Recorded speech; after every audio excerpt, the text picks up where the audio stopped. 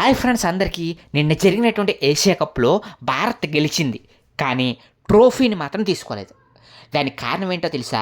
భారత్ గెలవాలనుకుంది. పాకిస్తాన్ ఎలాగైనా మట్టి కరిపించి మరి విన్ అవ్వాలనుకుంది, విన్ అయింది.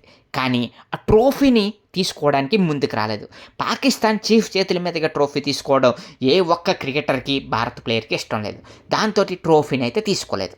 మరి భారత్ అంటే ఏంటో పాకిస్తాన్ రుచి చూపించింది. మరి అలాగే టైటిల్ని గెలుచుకుంది. కానీ ట్రోఫీని అందుకోలేనటువంటి జట్టుగా టీమిండియా రికార్డు అయితే సృష్టించబోతుంది.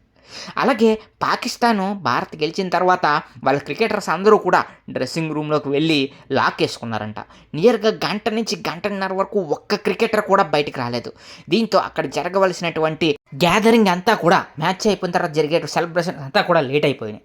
మరి వాళ్ళకి బుద్ధి మరొకసారి చూపించారు. వాళ్ళు తట్టుకోలేక ఏడ్చి డ్రెస్సింగ్ రూమ్లో గంటన్నర సేపు ఏడ్చిన తర్వాత బయటకు వచ్చారు. ఫైనల్గా భారత్ కప్పు గెలిచినా మరి ట్రోఫీని తీసుకోకుండానే ఆసియా కప్ అయితే ముగిసిపోయింది.